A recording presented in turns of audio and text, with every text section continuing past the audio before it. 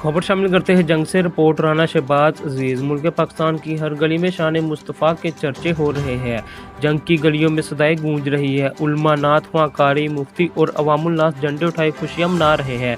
मसाजिद में छोटे बड़े महफिल मिलाद मुस्तफ़ा सजाई गई है। सियासी व समाजी शख्सियात ने कसीर तादाद में महफिलों में शिरकत की और जुलूसों की क़ियादत की।